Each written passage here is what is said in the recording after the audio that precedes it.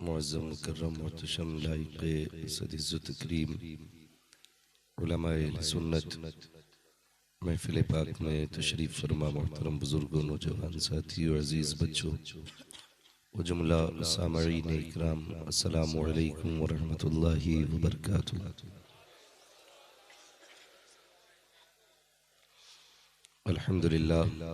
अल्हम्दुलिल्लाहि रब्बिल आलमीन वल आक़िबतु लिल मुत्तक़ीन वस्सलातु वस्सलामु अला रसूलिहिल करीम। अम्मा बअद फ़अऊज़ु बिल्लाहि मिनश शैतानिर रजीम। बिस्मिल्लाहिर रहमानिर रहीम। वमा अर्सलनाका इल्ला रहमतल लिल आलमीन। आमन्तु बिल्लाहि सदक़ल्लाहु मौलानल अज़ीम व सदक़ रसूलुहुन नबियुल उम्मियुल मुतीउल मुबीनुल मुईनुल करीम व नहनु अला ज़ालिका लमिनश शाहिदीन वश्शाकिरीन वल्हम्दुलिल्लाहि रब्बिल आलमीन। या खुदा बहरे जनाबे मुस्तफ़ा इमदाद कुन, या रसूल अल्लाह अज़बहरे खुदा इमदाद कुन, या शहीद करबला, या दाफ़िए करबो बला, गुल रुखा शहज़ादे गुलगो क़बा इमदाद कुन। गौसे आज़म बमने बेसरो सामा मददे, क़िबले दी मददे, काबे ईमा मददे, बगिरदाबे बला उफ्ताद कश्ती, मदद कुन मदद कुन मदद कुन, या मुईनुद्दीन चिश्ती क़ादरी यमनारे, या गौसे आज़म मीज़नम दमज़ शेख अहमद रज़ा ख़ां क़ुत्ब आलम मीज़नम बलगल उला बिकमालिही कशफ़त दुजा बिजमालिही हसुनत जमीउ ख़िसालिही सल्लु अलैहि व आलिही। करूँ तेरे नाम पे जाँ फ़िदा, न बस एक जाँ दो जहाँ फ़िदा, दो जहाँ से भी नहीं जी भरा, करूँ क्या करोड़ों जहाँ नहीं। जिसको अपने नबी से जितनी मोहब्बत का दावा हो, कोशिश करें उतनी आवाज़ के साथ रसूल और आले रसूल की बारगाह में दुरूद और सलाम की डालियाँ निछावर कर लें। पढ़ें बावाज़े बुलंद अल्लाहुम्मा सल्ली अला सय्यिदिना सल्लल्लाहु अलैहि वसल्लम व शफ़ीइना व नबीना व मौलाना मुहम्मदिन मअदनिल जूदि वल करम व आलिहि व अस्हाबिहि व बारिक व सल्लिम सलातन व सलामन अलैका या रसूल अल्लाह सल्लल्लाहु तआला अलैहि वसल्लम। अज़ीज़ान मिल्लत इस्लामिया, मैं सबसे पहले मुबारकबाद पेश करता हूँ तमाम ही अरकान कमेटी, बानियान जलसा और मुहिब्बीन इदारा को, जिन्होंने इस अजीम महफिल का इनेकाद किया और नबी की लाडली बेटी सैयदा तय्यबा ताहिरा आबिदा जाहिदा नकिया तकिया ज़किया हज़रत सैयदा फ़ातिमा ज़हरा रज़ियल्लाहु तआला अन्हा के नाम से मंसूब किया। अल्लाह करीम हम सब की हाज़िरी को अपनी बारगाह में कबूल फरमाए और परवरदिगार आलम आज की इस महफिल को हम सब के लिए मौला ज़रिया निजात बनाए। वक्त काफ़ी तेज़ी से गुज़रता जा रहा है और काफ़ी वक्त गुज़र भी चुका है। मैं जानता हूँ कि मौसम बारिश की वजह से ठंडा हो गया है, लेकिन आपकी हिम्मत को मुबारकबाद पेश करूँगा कि आप इतनी सर्दी के माहौल में गर्म कपड़े नहीं बल्कि ठंडी के हिसाब के कपड़े पहने हुए हैं अक्सर लोग, लेकिन फिर भी बैठे हुए हैं। अल्लाह ताला सबको अपनी हिफ्ज़ व अमान अता फरमाए। मिंबर रसूल पर उलमाए अहले सुन्नत का नूरानी काफ़िला जलवागर है। सरे शाम से लेकर अब तक आपने बड़े अच्छे अंदाज में नातो मनक़बत, शेर व शायरी को मुलाहिज़ा किया। नक़ीब अहले सुन्नत की हर दिल अज़ीज़ नक़ाबत आप सुन रहे हैं। मुनव्वर भाई ने पूरे मजमे को रात के आखिरी पहर में भी ऐसा बेदार कर दिया जैसे रात के पहले पहर में बेदार था। अल्लाह ताला मज़ीद मुनव्वर भाई को ज़ोर बयानी अता फरमाए और हमारे शुअरा इकराम से भी आपने बारी बारी से नातो मनक़बत सुनी। अल्लाह ताला हम सबको हुजूर की नात का सदका अता फरमाए। चलो सलाम करें चल के उस घराने को, हुसैन पाल के जिसने दिया ज़माने को। अज़ीज़ान मिल्लत इस्लामिया, हमारे हाफिज़ साहब हाफिज़ एजाज साहब, इनकी दावत मोहब्बत जो बज़रिए हमारे सैफ़ी साहब के ज़रिए आज आपके यहाँ पे हाज़िरी मैसर हुई है, तो बड़ी खुशी हुई ये सुनने के बाद कि ये दीन व सुन्नियत का बड़ा काम कर रहे हैं और आप हजरात भी माशाल्लाह इनके शाना बशाना रहते हैं। अल्लाह ताला इनको मज़ीद इस्तिकामत, इस्तेहकाम और दीन का काम करने की अल्लाह तौफीक रफ़ीक अता फरमाए। हज़ारों साल नरगिस अपनी बेनूरी पे रोती है, बड़ी मुश्किल से होता है चमन में दीदावर पैदा। मैं पहले बता दूं कि मेरी गुफ्तगू ज़्यादातर नौजवानों से ज़्यादा लिपटी हुई रहती है और मैं बुज़ुर्गों पे ज़्यादा फोकस इस वजह से भी नहीं करता हूँ क्योंकि ये तो पुराने दरख्त हैं, ये झुक जाए मुमकिन नहीं, ये टूट सकते हैं। लेकिन फिर भी मैं उम्मीद का दामन नहीं छोड़ता हूँ। अल्लाह चाहेगा तो वो बुढ़ापे में भी तौफीक अता फरमा देगा।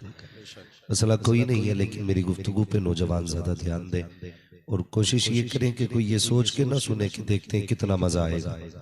ये सोच के सुने अगर बात फ़ायदे की होगी तो दिल पे लिख के लेके जानी है, और बात अगर आपके फ़ायदे की ना हो तो हमारी वापस कर जानी है। इसलिए कि अक्सर अपनी पास तो बस इश्क़ रसूल का सौदा होता है। जिस बाजार में खरीदार होते हैं वहीं बाजार लगा के बैठ जाते हैं। यहाँ नहीं तो खरीदार कहीं और मिल ही जाएंगे। बस आपसे इतनी गुजारिश है, जितनी देर सुने मोहब्बतों के साथ सुने।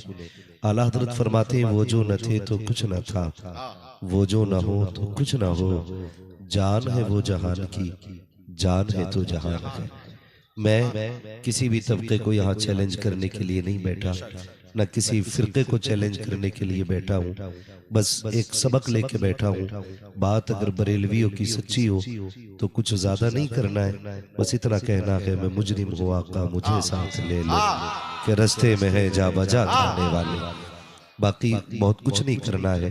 बहुत पहले आला हजरत ने कहा था, और तुम पर मेरे आका की इनायत न सही, नजदियों कलमा पढ़ाने का भी एहसान गया, हमें अपने नबी के एहसानात याद करने हैं। और इस जुमरे में सारे लोग अपने आप को एक जज की हैसियत से यहाँ लेकर के बैठे, फैसला आपको करना है। यकीन जाने मेरा नजरिया तो यह है, कायनात के अंदर रब ने सबसे प्यारा अपने महबूब को बनाया है।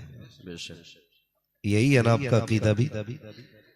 रब ने सबसे प्यारा अपने महबूब को बनाया है और ऐलान फरमा दिया बना करके कि हम तुम्हें अपनी सबसे कीमती चीज अता कर रहे हैं। सबसे कीमती चीज हमारे मुकद्दर में आई।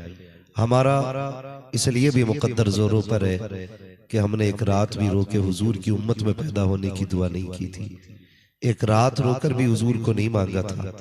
ये तो हमारा नसीब है। हम पैदा हुए और मुअज्जिन ने कान में आके कह दिया, मुबारक हो हुजूर की उम्मत में पैदा हो गए हो, मुबारक हो हुजूर की उम्मत में पैदा हो गए हो। ये इतना बड़ा करम है मेरे रब का। अगर इसी एहसान के बदले में पूरी जिंदगी सजदे में गुजर जाए ना, तब भी रब के इस एहसान का बदला अदा नहीं हो सकता है। इसलिए कि हुजूर की उम्मत में पैदा होना इतना बड़ा शरफ है, इतना बड़ा शरफ है, इतना बड़ा शरफ है। आला हजरत फरमाते हैं, पेश हक मुज़दा शफाअत का सुनाते जाएंगे। अल्लाहु अकबर। ये सिर्फ हुजूर की जात है जो बख्शवाने की हमारे लिए जमानत लिए बैठी है। वो लोगों, नौजवानों, अपने नबी से इश्क करो, अपने महबूब से इश्क करो, हुजूर से प्यार करो। हमने ना ज्यादातर उनसे इश्क किया जो दिल तोड़ भी देते हैं, जलील भी करते हैं। कभी उससे इश्क करो जो इश्क की कीमत लगाना जानता है, कभी उसे दिल दो जो दिल की कदर करना जानता है। अगर आप बात करें कौन है ऐसा, पूछ बिलाल से कौन है जिसने इश्क की कीमत लगाई है। पूछो चल के कभी सुमैया से कौन है जिसने दिल की कीमत अदा की है। तो कहना पड़ेगा, वो जो न थे तो कुछ न था, वो जो ना हो तो कुछ ना हो, जान है वो जहान की, जान है तो जहान है। हम हुजूर की उम्मत में पैदा हुए, रब का बड़ा एहसान है। और जानते हैं, आज सबसे बड़ी बात मैं करने लगा हूँ। हुजूर दुनिया में तशरीफ लाए, बज़ाहिर दुनिया में तशरीफ लाए, और आका करीम ने सबसे पहला सबक जो दिया वो यही दिया था कि बेटी बचाई जाएगी, बेटी बढ़ाई जाएगी। ये पहला सबक मेरे हुजूर ने दिया था। बेटी बचाई जाएगी, बेटी बढ़ाई जाएगी। आज ना गाड़ियों के पीछे लोग लिख देते हैं, बेटी बचाओ बेटी पढ़ाओ, बेटी बचाओ बेटी बढ़ाओ, लेकिन सबसे ज्यादा जलील बेटी को आज ही के दौर में किया जा रहा है।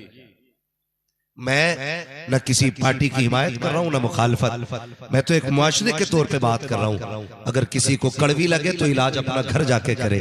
मैं बताना चाहता हूं आज सबसे ज्यादा बेटियां जलील है, सबसे ज्यादा आज बेटियां जलील है। हर गाड़ी के पीछे लिखा है बेटी बचाओ बेटी पढ़ाओ, लेकिन सबसे ज्यादा रुसवा बेटियां हो रही हैं, सबसे ज्यादा रुसवा बेटियां हो रही हैं। लोगों ने कितना बड़ा जहन दिया। सबसे बड़ा इल्जाम इस्लाम पे ये लगाया गया कि इस्लाम ने बेटियों को कैद कर दिया, इस्लाम ने बेटियों के हक छीने, इस्लाम ने बेटियों से अधिकार छीना है आजादी का। किस आजादी की बात करते हैं आप, किस हक की बात करते हैं आप? हम पूछना चाहते हैं आपसे। कहते हैं कि बेटी सर्विस करना चाहती है लेकिन इस्लाम नहीं निकालने देता घर से। मैं पूछना चाहता हूं अगर उसकी सर्विस करना आजादी है तो एक झलक दिखाना चाहता हूं। जो लोग फ्लाइट में सफर करते हैं, एयर होस्टेस अक्सर और बेशतर ज्यादातर लड़कियां होती हैं।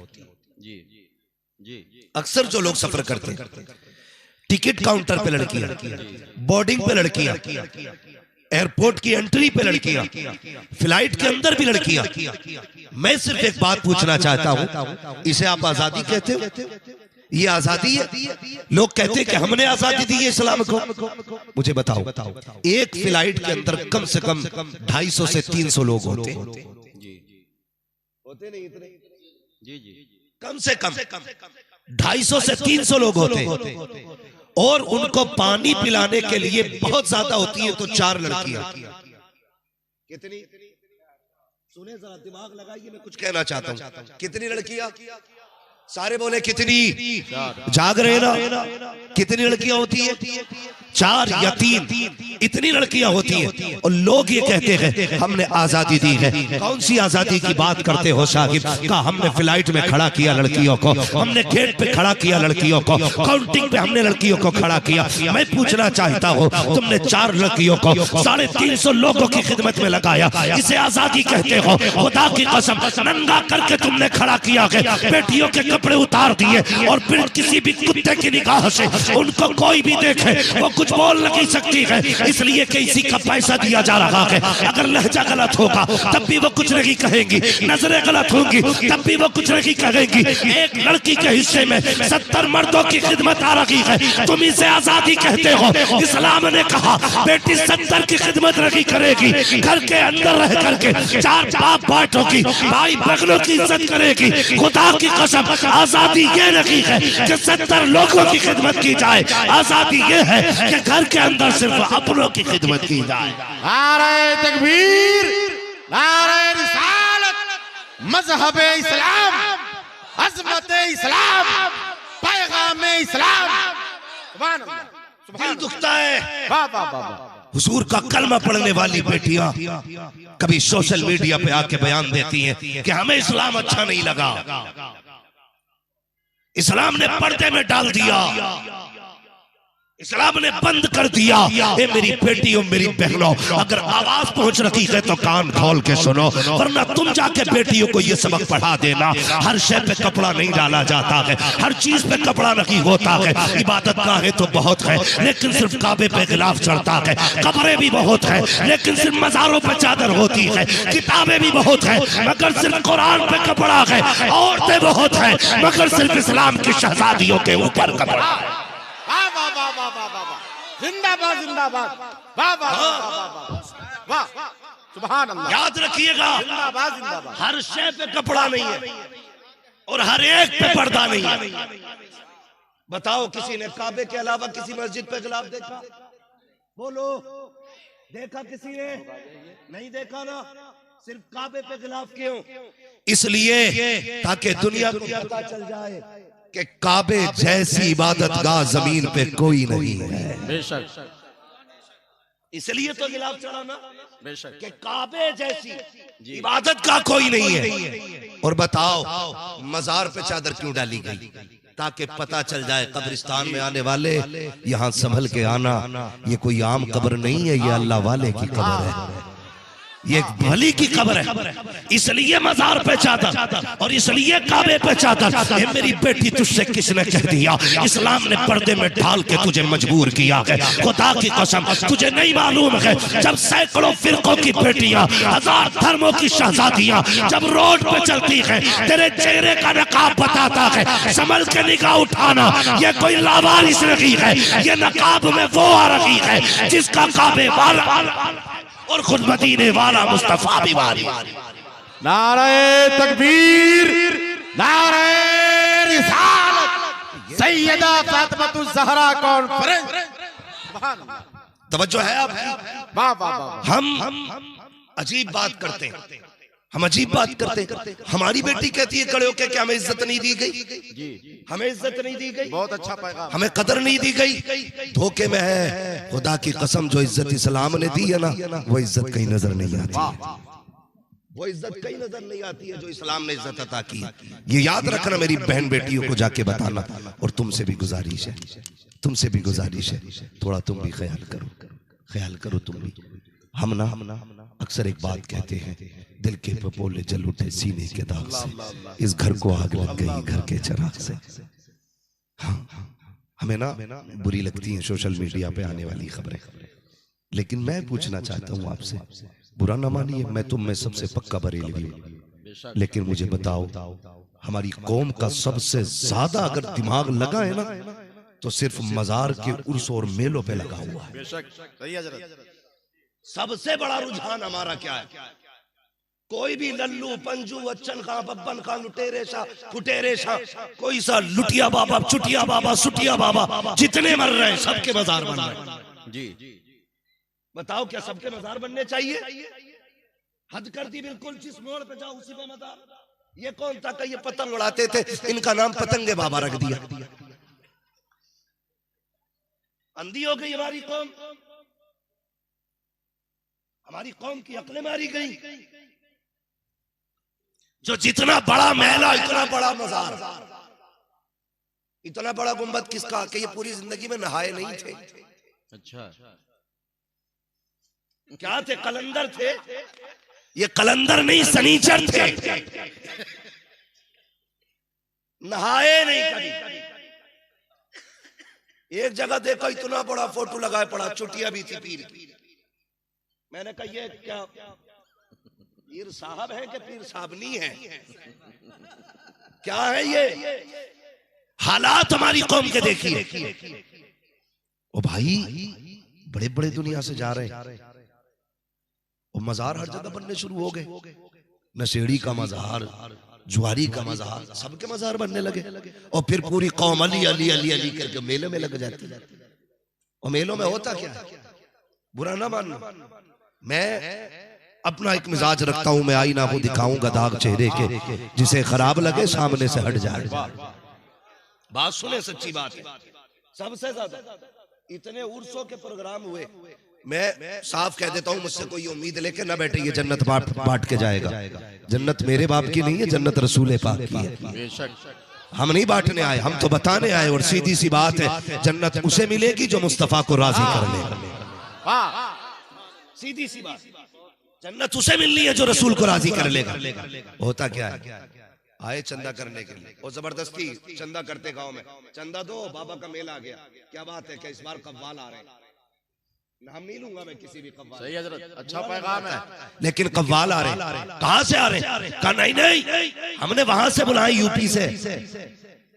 तो ख्याल आता फिर तो कोई देखने में गौर से देखेंगे तो लगता है कोई खुसरू होगा, कोई निजामुद्दीन औलिया की दर का पाला हुआ होगा। लेकिन जैसी आया निकल के, ना दाढ़ी का पता, ना मूंछ का पता, ना इस्लाम जैसा लिबास है, ना मुसलमानों जैसा चेहरा है। और हमारी कौम लगी पड़ी है और कह रहा है ऐसे मजा नहीं आएगा, मुकाबला भी होना है। क्या होना है? मुकाबला किससे होगा? कव्वालन से। यही तमाशे बना रखे। बहुत गौर से मेरी बात सुनना अब आगे को। कव्वालन से, और इसको फर्ज ऐन समझ लिया हमने। बाबा जरूर आएगा, और मुकाबला होगा। हमने आबरू लूट के रख दी इस्लाम की, मसलक आला हजरत को बदनाम करके रख दिया है। ये मसलक आला हजरत रखी है। कौन सा बदतमीजी वाला तमाशा नहीं होता है, इस तरफ नाचने वाली होती है, इधर नचने वाला भड़ेला बैठा होता है। सामने बैठ करके कौम के बिगड़े हुए रईस आगे कुर्सियां टेबल लगा करके नोटों की तय लगा के गड्डी रख लेते हैं। जिसकी पार्टी हारती है वो नीचे मुंह करके बैठता है। जिधर से शेर भारी आता है उधर पैसे उड़ा दिए जाते हैं। मैं आपसे पूछना चाहता हूँ, अय्याशियों पे पैसे लुटाने वाले जो तमाशों के नाम पर दौलत में आग लगाते हैं, मुझे बताओ तो सही, हमारे मुआशरे में कितने IAS मौजूद हैं, कितने IPS मौजूद हैं, कितने लोगों को हमने MBBS बनाया है। और जो कौम इतनी पैदल हो कि खुराक दवा का नाम न जान सके, उसे गैरत आनी चाहिए। अय्याशियों पे पैसा ना लगाए। अगर खुदा ने तौफीक दी है, इस पैसे को उठाओ, तालीम पे लगा दो। अगर इस पैसे से कोई IAS बन गया तो कुर्सी हिंदुस्तान की होगी। निजाम मदीने वाले मुस्तफा का नजर आए। नारे तकबीर, नारे रिसालत, पैगामे आला हजरत, पैगामे मुस्तफा, शरीयते मुस्तफा। सुभान अल्लाह। मैं सुन रहा था, बहुत अच्छा पैगाम, ऐलान हो रहा है। वाह वाह वाह। चंदे का ऐलान। लास्ट में नौबत ये आ गई कि सोई दे दो। यहां तक पहुंची बात, यहां तक आ गई बात। जाओ, बुरा मत मानना, हमारी कौम के हालात, मसला के आला हजरत बता दो। उर्स आता ना, उर्स हजरत, उर्स आता, बात बेटियों का सर ढकने की थी। एक मदरसे की छत की बात थी, तो लोगों ने शायद 100 बार झांका होगा अपनी जेब में 2 रुपए निकालने से पहले। एक सर छुपाने की बात की कौम की बेटियों की।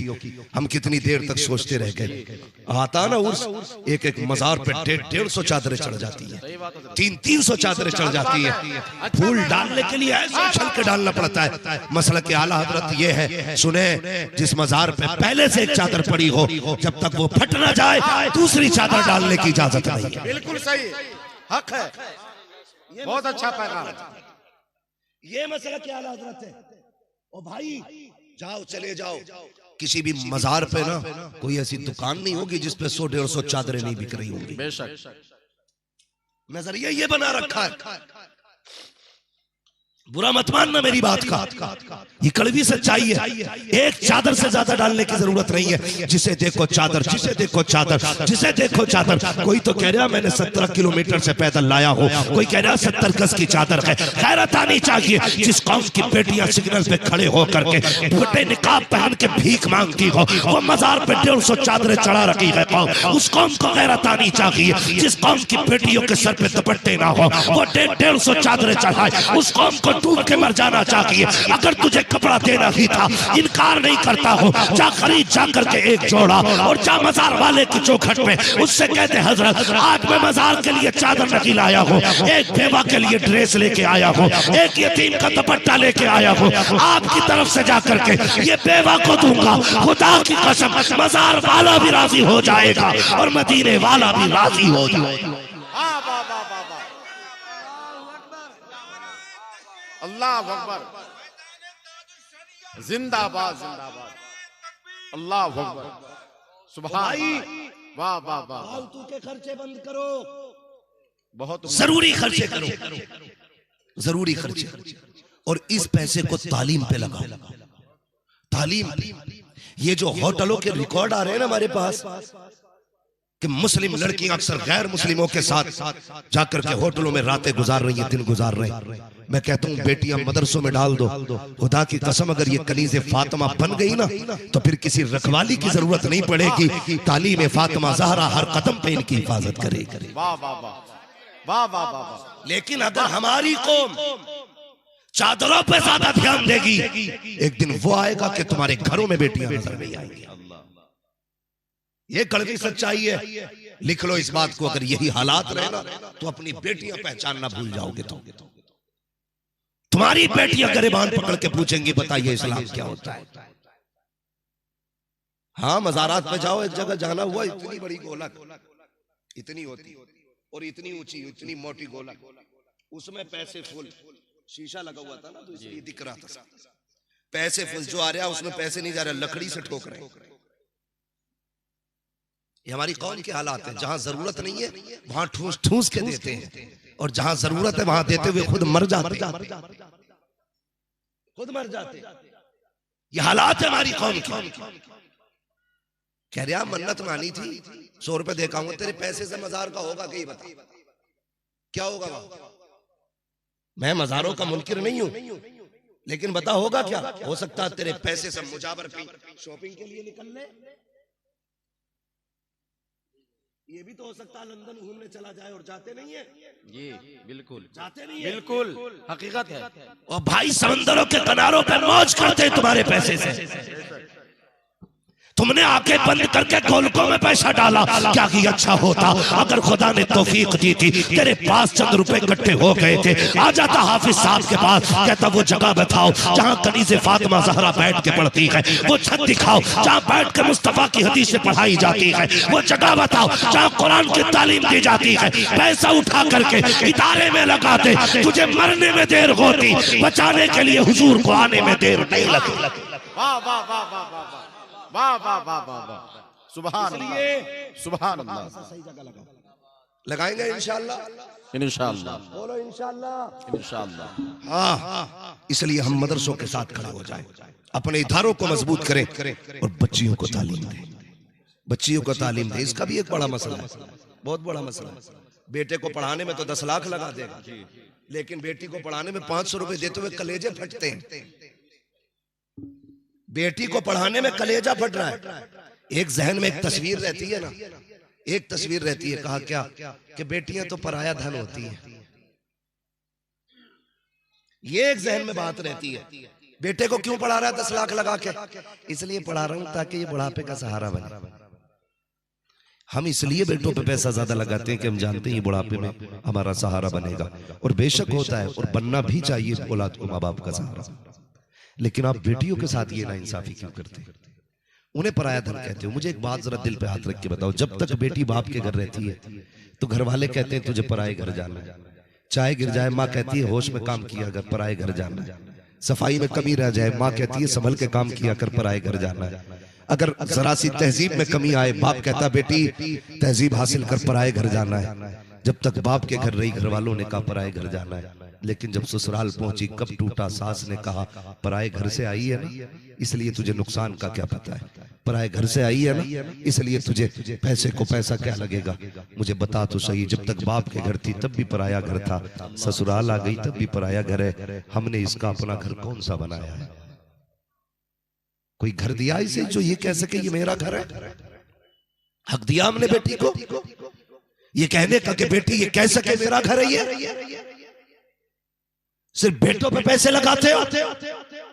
याद रखिए अगर बेटे दुनिया का सहारा होते हैं तो बेटी आखिरत का सहारा हुआ करती। बेशक बेटे बुढ़ापे का सहारा है, बेटियां जन्नत का सहारा होती है। फरमाया गया मेरे महबूब ने ऐलान किया, रब ने जिसे 3 बेटियां दी उसने पाला पोसा बड़ा कर दिया, फरमाया उसकी जन्नत की जमानत मोहम्मद लेता है। हुजूर फरमाते मैं जमानत लेता हूं।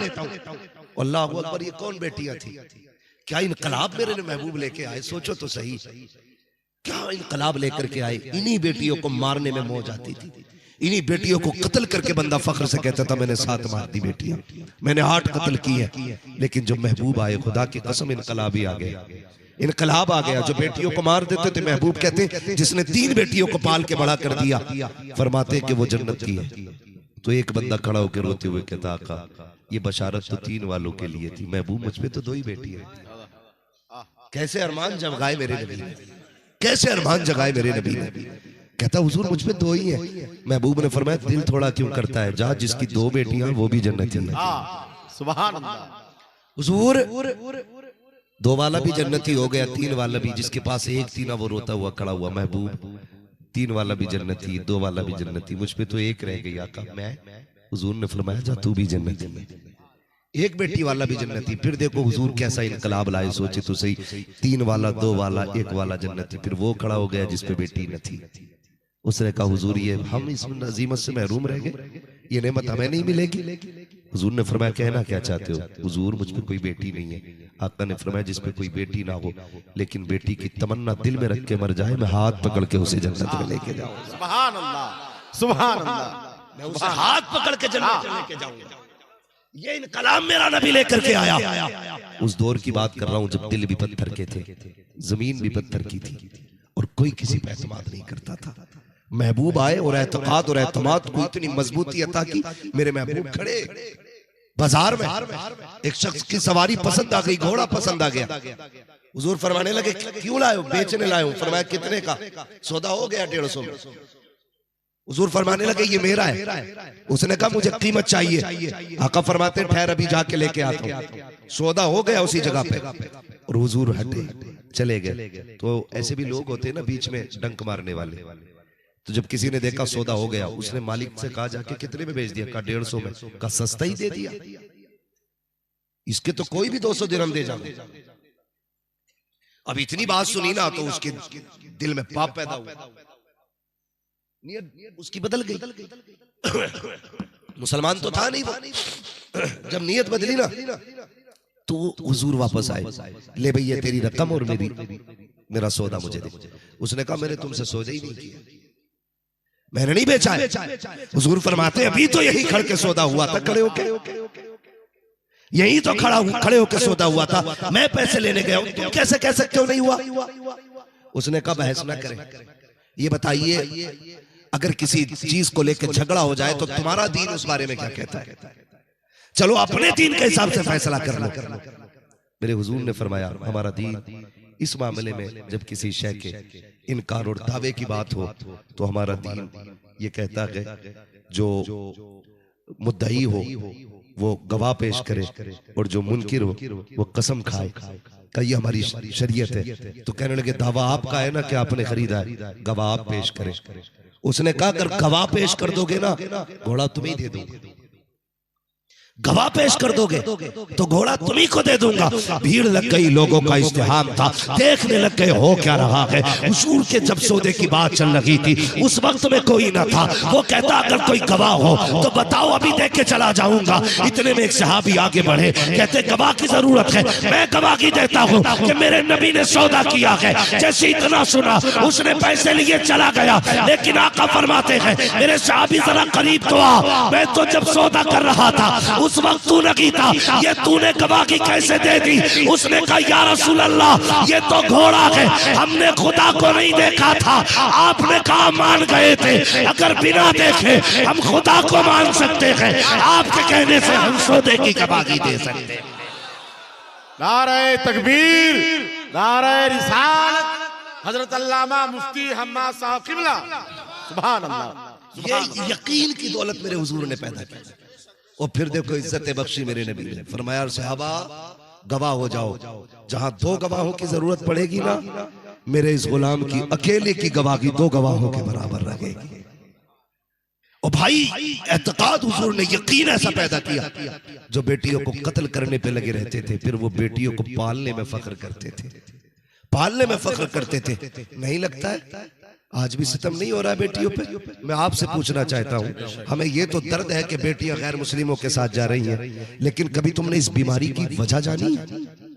ये हो क्यों रहा है? क्यों हमारा समाज बर्बाद हो रहा है? कोशिश की है कभी जानने की? इसकी सबसे बड़ी वजह यह है कि हमने शादियां मुश्किल कर दी है। ये इसकी सबसे बड़ी वजह है कि हमने शादियां मुश्किल कर दी हैं। गरीब का तो गुजारा ही कोई नहीं, इतनी मुश्किल शादियां हो गई कि बेटियां जहर खाने पे मजबूर हो गई, बाप फांसी लगाने पे मजबूर है। ओ भाई इस समाज को इतना आसान कर दो कि बेटियां इस बात पे फख्र करे कि हमें मुस्तफा की उम्मत में पैदा किया गया है। कितने लोग जन्नत में जाना चाहते हैं? अगर हाथ उठवाऊं यकीनन सब उठा लेंगे ना, तुम हाथ नीचे रखो। बहुत हाथ उठ गए, मैं बस कुछ बताना चाहता हूँ, अपने दिल पे हाथ रख के खुद तुम्हें फैसला करना है खुद से। आज मैं जज बन के नहीं आया, आज मैं मुकदमा पेश करने आया हूँ, फैसला आपको करना है। मुझे बताओ हर बंदा जन्नत में जाना चाहता है, छोटे से लेके बड़े तक। मेरे एक नौजवान ने नारा लगाया था अल्लाह उसे सलामत रखे। ये जज्बात है, हर शख्स को हुजूर से प्यार है, हम भी जानते हैं हुजूर से इश्क करते हो, लेकिन जन्नत में जाना कोई इतना आसान तो नहीं है ना जो समझ रखा है। अगर इतनी आसान जन्नत होती हुसैन करबला में 71 लाशें नहीं उठाते। अगर जन्नत इतनी आसान होती हुजूर चचा के कलेजे के टुकड़े नहीं देखते। जन्नत इतनी आसान होती ना हजरत जुनैरा की आंखें नहीं निकाली जाती। जन्नत इतनी आसान होती ना हजरत बिलाल की चर्बी नहीं पिघलाई जाती अंगारों पे। जन्नत मुश्किल होती है यार, मुश्किल है जन्नत, इतनी सस्ती भी नहीं है। यहाँ कह के 2 बार नारा लगा लिया जन्नती हो गए। अगर जन्नत में जाना चाहते हो लो बड़ा सस्ता सौदा बता के जा रहा हूँ। आसान रास्ता ये है, अगर तुम कमा सकते हो, हाथ पैर रबने दिए गए, बिस्तर खरीद सकते हो, खाने के बर्तन खरीद सकते हो, रहने का मकान तुम्हारे पास है, जाओ कोई ऐसी बच्ची तलाश करो जिसका खर्चा बाप पे भारी हो, जिसके निकाह का आलम मुश्किल होता जा रहा हो। रब ने तुझे सलामती दी है, चुपके से 4 इज्जतदार लोगों को लेके जा, शराफत से निकाह करके ला, अपने घर की इज्जत बना ले। खुदा की कसम जब तेरे घर के अंदर गरीब की बेटी आकर के सुकून की सांस लेगी, रोने की जरूरत नहीं है। खुदा मरने से पहले तुझे जन्नत के महल्लात अता फरमा दे। वाह वाह वाह वाह वाह वाह वाह वाह वाह वाह, सुभान अल्लाह सुभान अल्लाह। आसान करो भाई, सुभान अल्लाह। इतने मुश्किल हो गए निकाह। बेटियां पूछती है मौलाना अब तो आत्महत्या करने की इजाजत हो गई होगी। क्यों का मेरी उम्र 35 साल है, बाप बूढ़ा हो गया है, अब उसकी झुकी कमर नहीं देखी जाती, अब उसका बुढ़ापा नहीं देखा जाता, वो हमें देखता है तो टूट जाता है। नहीं नौजवानों, अगर आपको ये लगता है ना कि ससुर के देने से बरकत होती है तो ये सबसे बड़ी बेवकूफी है। बरकत तब होती है जब अल्लाह अता फरमाया करता है। ससुर के देने से बरकत होती है। वो बोले जिनकी शादी हो गई है इस बात पे, ये वो बोल रहे हैं जितने कुआरे। शादीशुदा बताएं ससुर के देने से बरकत होती है। डर क्यों रहे हो? कैमरे का मुंह तुम्हारी तरफ नहीं है जो पकड़े जाओगे कल। ससुर के देने से बरकत होती है। ससुर के देने से मुआशरा और खराब होता है। और इतने घटिया दामाद मिल रहे हैं आजकल, अल्लाह माफ करे। औकात नहीं है वाशिंग मशीन खरीदने की भी, तो उसके थप्पड़ मार के भेज दे कि अपने बाप से क्या वाशिंग मशीन दे। चलो उसने वाशिंग मशीन दे दी तो कह रहा आप क्या मिक्सिंग मशीन ले गया, मिक्सिंग भी दे दी तो फिर आके कह रहा कि ला भाई अब कपड़े वो टांगे दबाने वाली मशीन लेके आ। हद हो गई भाई, तू किस लिए मर्द बनाया गया भाई? तुझे मर्द किसने कह दिया? तुझे मर्द किसने कह दिया? ओ भाई ये सारी लानतें जो है ना डिमांड वाली, ये खत्म करो और ऐसे शादी करो जैसे अली ने शादी की है। सुभान अल्लाह। हाँ, ऐसे निकाह करो जैसे अली ने निकाह किया। कम बाप भी नहीं है, लड़की के अब्बे भी बहुत आगे हैं। जरा सा आला टल्ला देखा लड़के के गले में और पीछे लग गए। मुनव्वर साहब लड़का डॉक्टर बन गया, बेटी का रिश्ता करा दो ना इसके साथ। तो ये कहते कि भाई बात करेंगे, तो पहली वाला लड़की वाला वो रख देता है ऑफर, रिश्ता करा तो 10 लाख दूंगा। ये कौन? लड़की वाले भी गलती करते हैं। खाली गलती लड़कों वालों की नहीं है, लड़की वालों की भी गलती। कह रहा 10 लाख दे दूंगा, करा दो, और पता कुछ नहीं है। ये जो आला डाल के घूम रहे हैं ना गले में, सफेद कोट पहन के आला डाल के डॉक्टर बना फिर रहा, अभी इसे नवज देखनी नहीं आई। कहिया किसने टेढ़े कर दिया, ऐसी सुई लगाई इसे नस हाथ नहीं आ रही थी कहीं, तो हमने दिमाग बढ़ा दिया कि डॉक्टर है दामाद उसका। बच के रहना, कहीं पहली खुराक से ससुर न निकलने। ओ भाई क्या देख रहे हो? अब तो हालात ये सोशल मीडिया पे रिश्ते हो रहे हैं।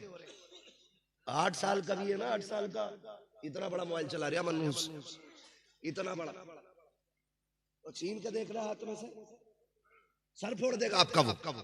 ये हमारे बच्चों की कंडीशन है, ये हालात है। तो रिश्ते फोन पे हो जा रहे हैं, फेसबुक पे कौन कौन से सॉफ्टवेयर आते हैं, व्हाट्सएप पे रिश्ते। बहरहाल वो ढूंढ लेते हैं रिश्ते, और रिश्ते करके कहते हैं दामाद बड़ा अच्छा मिला। कैसा क्या फोटो दिखावे?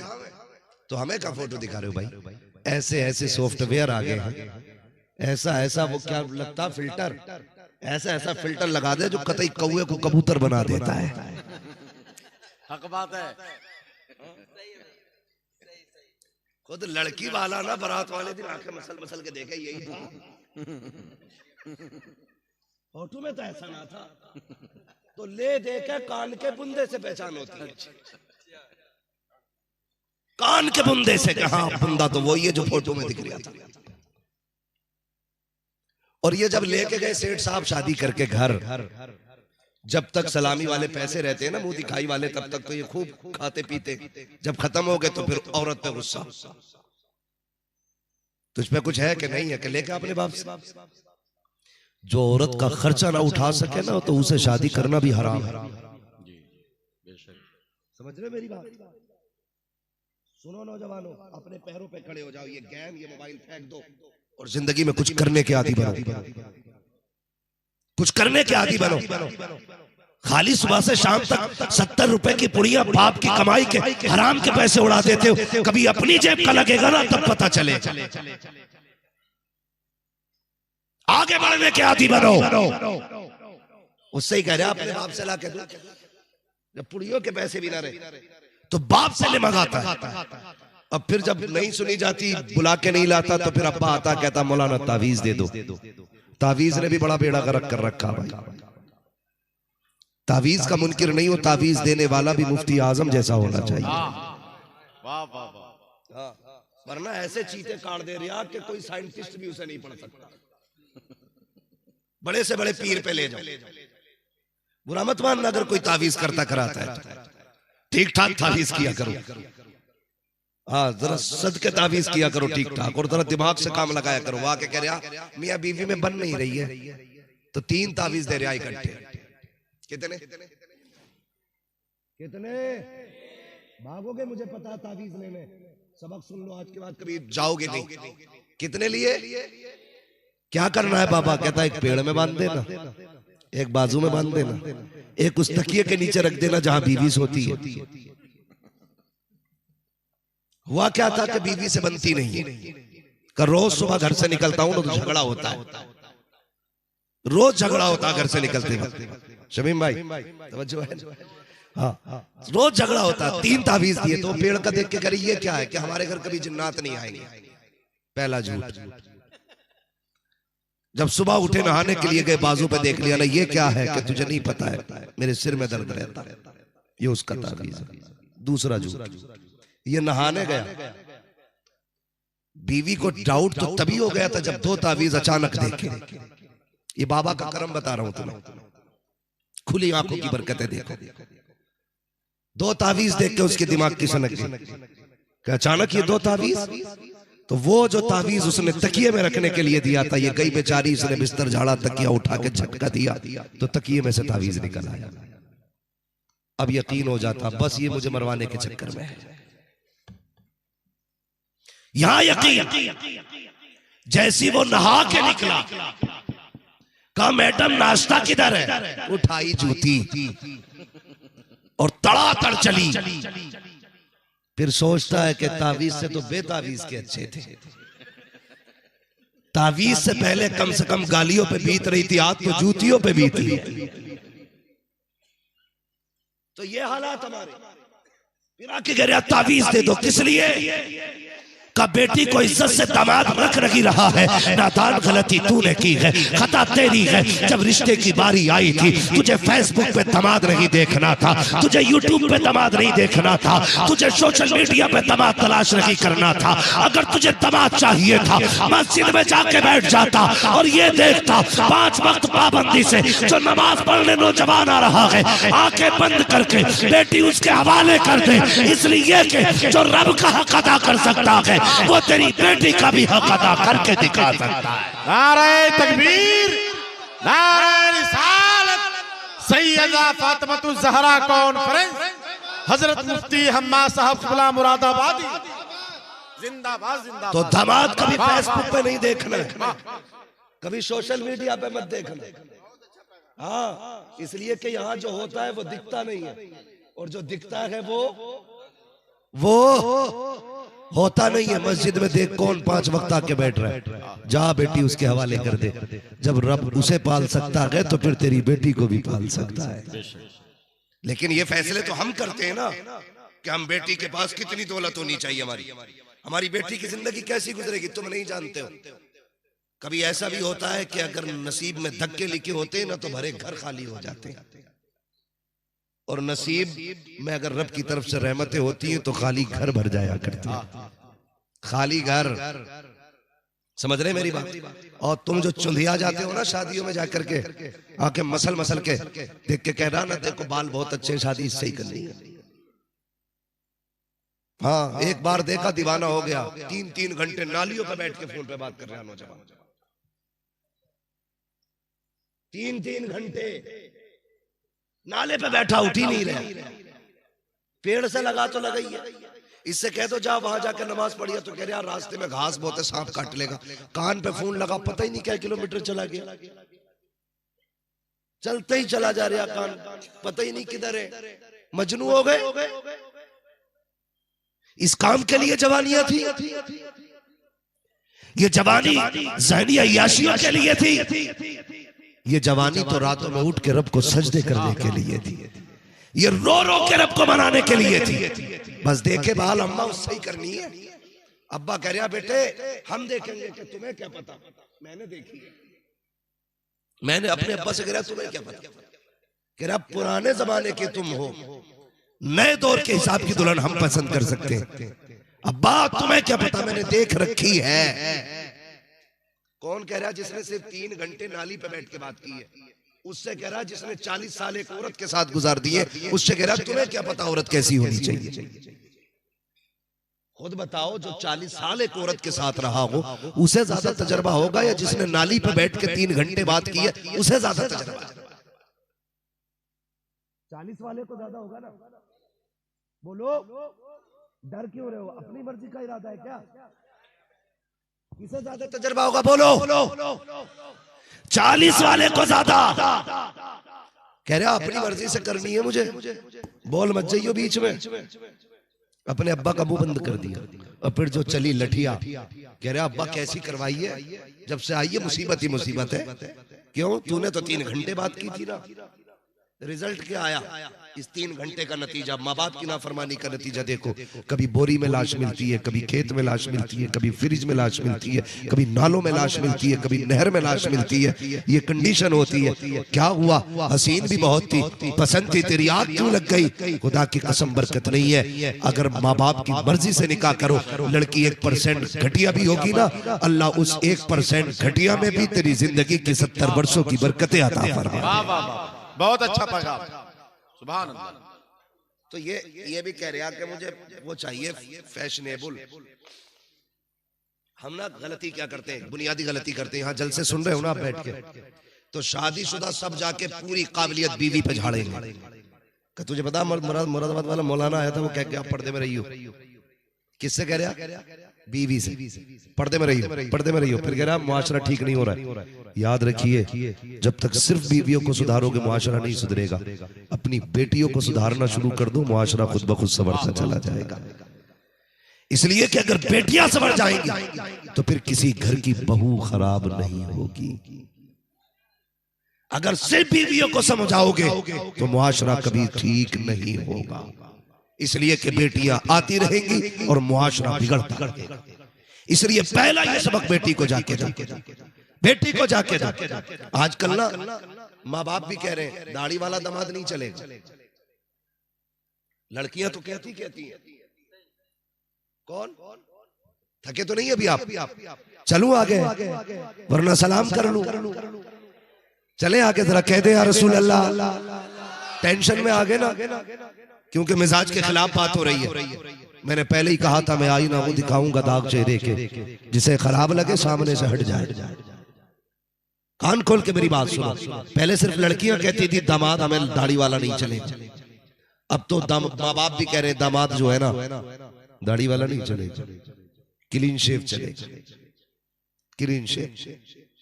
नौजवानों, कोई औरत कोई रिश्ता हमारे लिए हुजूर से बड़ा नहीं है। कोई इसलिए दाढ़ी मत मुंडा देना कि मुझसे मेरी मंगेतर ने कहा, मेरी बीवी ने कहा है। उससे कह दो तुझे छोड़ा जा सकता है, मदीने वाले को नहीं छोड़ा जा सकता है। नौजवान कहते आके कहते वजीफा बताओ, हुजूर को देखूंगा ख्वाब में। मैं तो सीधी सी बात करता हूँ, उनके इश्क में दिल तोड़ के देखो। जिस दिन आंसू निकल गए वो पोंछने के लिए, आंसू साफ करने खुद मदीने से आ जाए।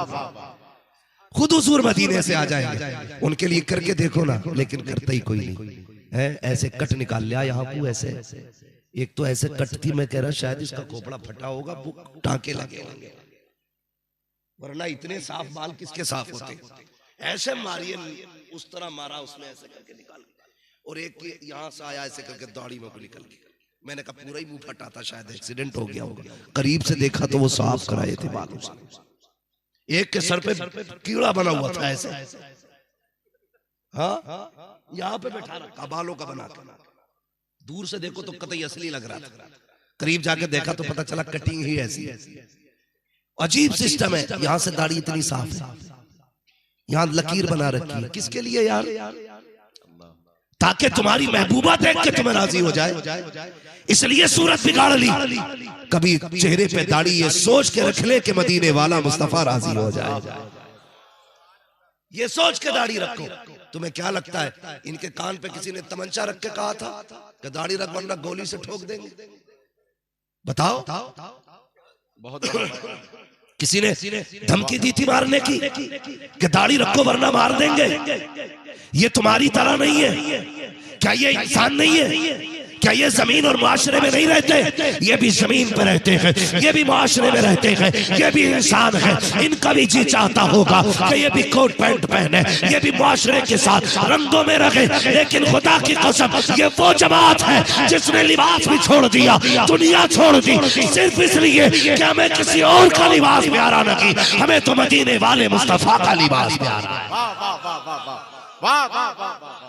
तुम भी ये फैसला करो, हमें कुछ प्यारा हो ना हो, मदीने वाले का लिबास प्यारा होगा। अब अल्लाह का शुक्र है वो फटी पैंटें कम हो गई, वरना बड़ा फैशन चला है ही फटती थी, ऐसे ही गायब होती थी। माफ करो यार, माफ करो। कपड़ा बदन छुपाने के लिए होता है, बदन दिखाने के लिए नहीं होता है। ऐसे ऐसे जगह से फटे कपड़े पहनते, गैरत आती है देख के। वो कभी कभी तो इतनी फिटिंग वाली पैंट पहनते कि पता ही नहीं चलता ये घुस के सिलवाई है, ये सिलवा के घुसाई। ऐसे टांगे फैला के खड़ा मस्जिद में आके। मैंने कहा भाई ये गलत है, इसे समेट कर आप जो है ना पैंट तंग हो रही है। मैंने कहा जब यहाँ ये हाल है तो फिर इस्तिंजा करते वक्त क्या करता होगा? ये हालात हमारी कौम के। नौजवानों दिल दो हुजूर को। एक नौजवान था, रिश्ता हुआ उसका। जैसे रिश्ता हुआ किसी आलिम की गुफ्तगू सुन ली, गुफ्तगू सुनी तो उन्होंने कहा हुजूर की दाढ़ी सुन्नत है हुजूर की। उस नौजवान ने रिश्ते के बाद शादी से पहले दाढ़ी रख ली, ठीक है। जैसी दाढ़ी रखी ना उसने, तो दाढ़ी रखने के बाद दूल्हा बना तो दाढ़ी थोड़ी बड़ी हो गई थी। जब दूल्हा बन के बारात पहुंची ना लड़की वालों के घर, तो लड़की के बाप ने मालूम है क्या कहा? कहने लगे भाई ये तो हमारा दामाद नहीं है। कहा क्योंकि जिसको हम देख के आए थे वो क्लीन शेव था और इसके चेहरे पर दाढ़ी है। नहीं हमारा दामाद नहीं है। लड़के के बाप ने कहा भाई यही है जिसे देख के आए थे। लड़की के बाप ने कहा पता तो मुझे भी है यही है, लेकिन बात यह है सुनो, अगर ये दाढ़ी रखेगा ना तो मैं बेटी का निकाह नहीं करूंगा। या तो निकाह से पहले ये दाढ़ी मुंडाए, वरना फिर मैं बेटी नहीं दूंगा इसको। जब इतनी बात उसने कही ना, तो लड़के के बाप ने कहा बेटे ठीक है चल ऐसा कर दाढ़ी मुंडा दे, आज की तो बात है, निकाह हो जाए फिर रख लेना। लड़के ने बाप के चेहरे को देखा तो वो कहता अब्बा जी तुम उम्रा करने गए थे तो तुमने कहा मैं हुजूर के रोजे पे गया ना तो बस तावे नजारा ना रही, बेहोश हो गया था। बच्चा कहता अब्बा वो कौन सा इश्क था जिसने हुजूर के रोजे पे बेहोश कर दिया था, और ये आज कौन सा इश्क है जो मुझसे दाढ़ी मुंडाने की बात कर रहे हो? बाप कहता बेटे इज्जत का सवाल है, ये आज की बात है दाढ़ी मुंडा दे।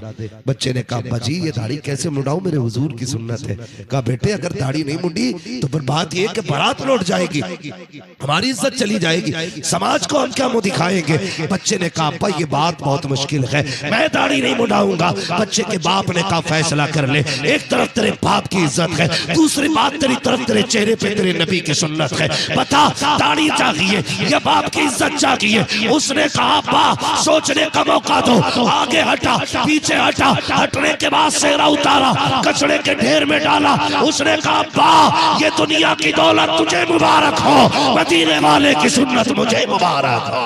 नारे तकबीर, नारे रिसालत, शरीयत मुस्तफा, कानूने मुस्तफा, पैगामे मुस्तफा, सैयदा फातिमा ज़हरा कॉन्फ्रेंस।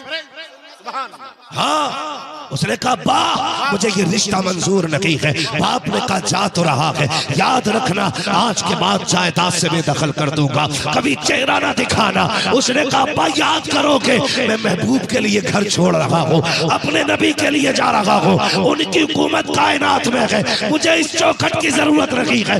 ये कह के नौजवान चला गया। साल 2 साल लगी, चंद महीने गुजरे थे, सर्दी का मौसम आ गया।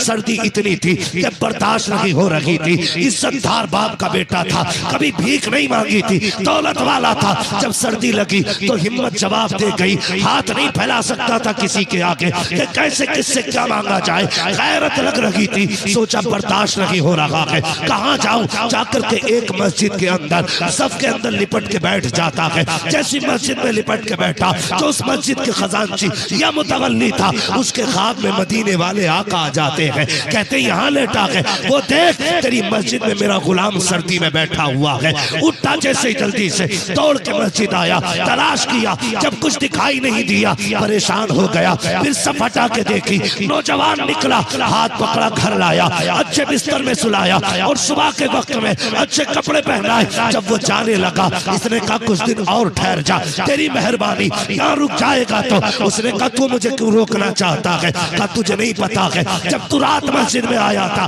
ख्वाब में तेरी वजह से हुजूर का दीदार किया है मैंने, आका ने आके तुझे अपना बताया है, रोने लग गया। उसने कहा बता तो सही यार कौन सी इबादत करता है, कौन से सजदे किए हैं, क्या आका तुझसे प्यार करते हैं? उसने जब इतना सुना रो देता है, कहता एक सुन्नत रखी है तो उन्होंने इतना प्यार किया है, अगर जिंदगी सुन्नत के मुताबिक गुजारता तो कितना प्यार करने लगा। वाह वाह वाह वाह, ओ नौजवानों चेहरों पे दाढ़ियां रखो, सुभान अल्लाह, दाढ़ियां रखो। लहद में इश्क़ रुखे शह का दाग लेके चले, अंधेरी रात सुनी थी चराग लेके चले, तेरे गुलामों का नक्शे कदम है राहे खुदा, वो क्या भटक सके जो ये सुराग लेके चले। चेहरों पे दाढ़ियां रखो। आखिरी बात और कह दो, ये जो होता है ना लड़की देखने वाला सिस्टम, मैं आपको मशवरे के तौर पे बता के जा रहा हूँ, और ये बात किसी को पता नहीं लगनी चाहिए, सिर्फ तुम्हें रहनी चाहिए पता। आना जी, समझ रहे जो मैं बात कह रहे अम्मी जरा देख के आना लड़की को। अम्मा कहती बेटे कैसी होनी चाहिए? कि अम्मा आंखें इतनी खूबसूरत हो, होठ इतने खूबसूरत हो, चेहरा इतना खूबसूरत हो, बाल ऐसे हो, चाल ऐसी हो, ढाल ऐसा हो, ये सारा बता दे रहे हैं, सारा बता दिया। अम्मा देख के आ गई। 8 दिन बाद जो चला झगड़ा जो हुआ, चला जूता, कह रहे अम्मा क्या देख के आई थी? कहा क्यों के भूतनी ले आई है पूरी। ओ भाई दिखवाई तो तुम नहीं थी। और अम्मा भी जाके कह रही है अब तो हालात ये है 3 बार चाय बनवाई जा रही है, कुछ पका भी लेती है कि नहीं। इतने हराम खोर हो गए लोग कि पानी पी के घर से जाते हैं, बेटी वाले का बेड़ा गर्क करके रख देते हैं। अभी हाँ नहीं, अभी ना नहीं, अभी कोई जवाब नहीं, और 3 बार बैठ के खा रहे हैं वहां पे। एक बार बेटी दिखाने में गरीब के 10,000 रुपए में आग लगती है, और फिर आके कह रहा है 3 दिन बाद जवाब देंगे। क्यों तेरी फूट गई थी? वहां जवाब नहीं दे सकते तुम? 3 दिन बाद जवाब देंगे। जब तक जवाब नहीं आता दिल धड़कता है लड़की का, इसी ख्याल में खोई रहती है। अगर ना कह दिया तो फिर क्या होगा?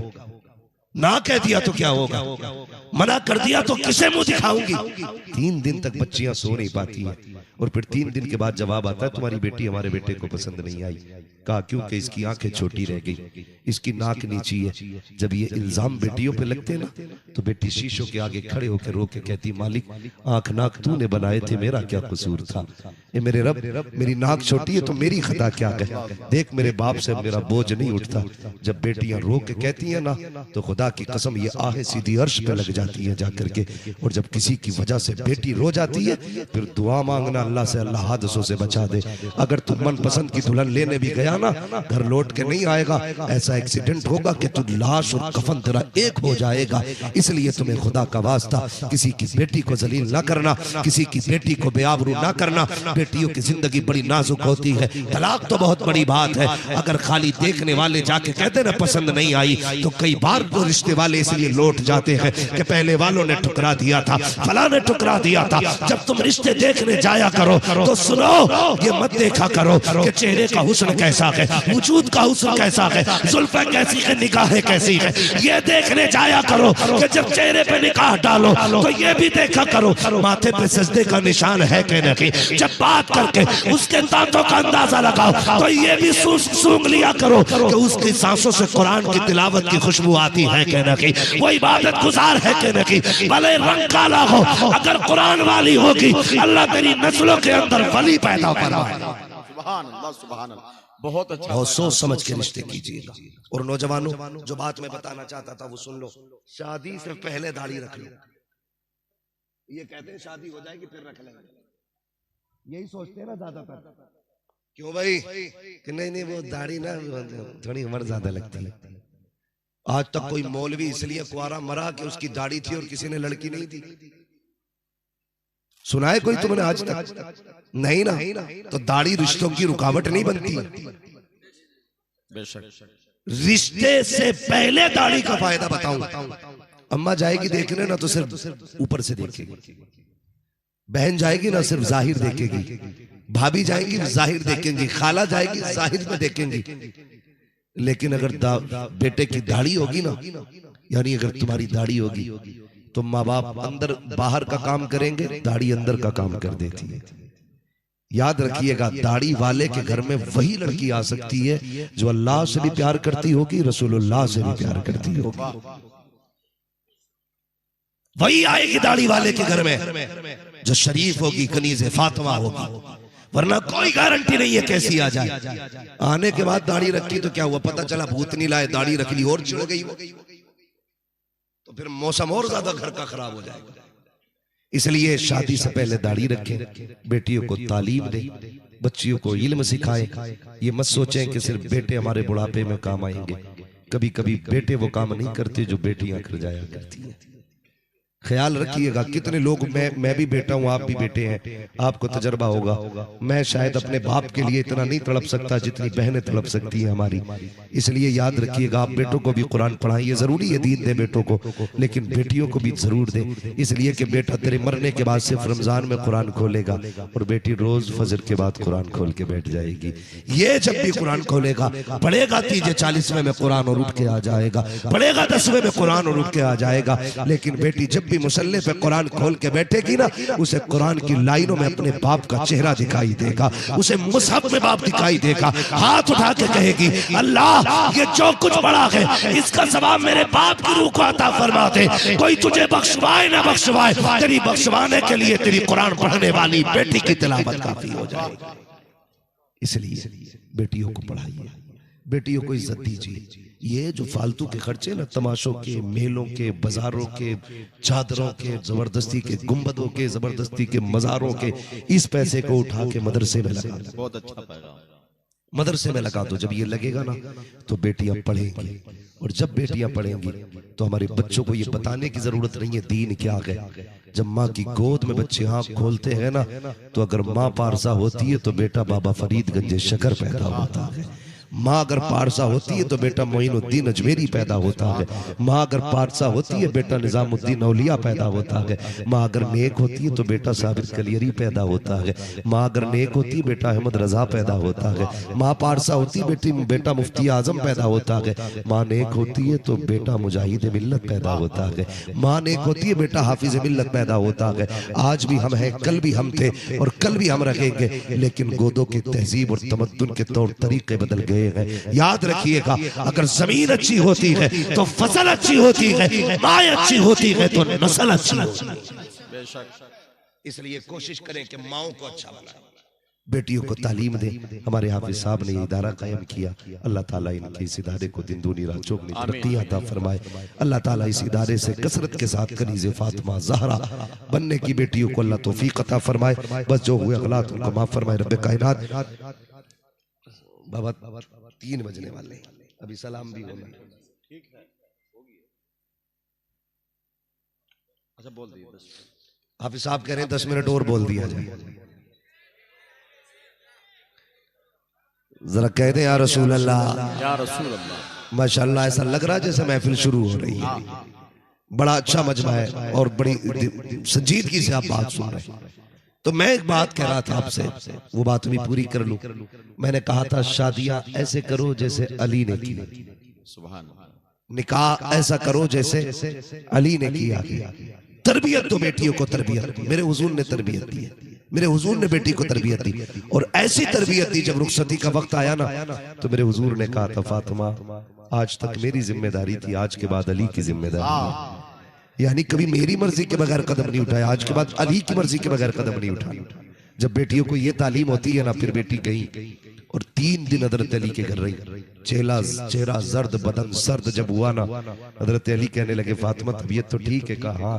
का कमजोरी क्यों है? कहा अली 3 दिन से एक लुकमा नहीं खाया है। कहा क्यों? कहा मुझे मिला नहीं, मैंने मांगा नहीं। कहा कह तो दिया होता। कहा नहीं, मेरे बाप ने कहा था मेरी फातिमा मेरे अली से कोई सवाल न कर देना, अगर मैं रोटी मांग लेती तो कल जाके अपने बाप को कौन सा चेहरा दिखाती। और खुदा की कसम ये तालीम दे के बेटियों को भेजो, फिर देखना आज भी तुम्हारी गोद से हुसैन ना सही गुलाम हुसैन जरूर पैदा होंगे, अली ना सही गुलाम अली पैदा होंगे, गुलाम हैदर पैदा होंगे। अपनी नस्लें दुरुस्त कर लो, खुदा ताला मुकद्दर दुरुस्त फरमा देगा। करेंगे इंशाअल्लाह ये काम। अल्लाह ताला हमारी कौम को, हमारी नस्लों को मुस्तफ़ा जाने रहमत की शरीयत पर अमल करने की तौफीक अता फरमाए। सारे लोग कलमा शरीफ पढ़ लीजिए, ला इलाहा, और जोर से ला इलाहा इल्लल्लाहु मुहम्मदुर रसूलुल्लाह व मा अलैना इल्लल बलाग। अस्सलामु अलैकुम व रहमतुल्लाहि व बरकातहू।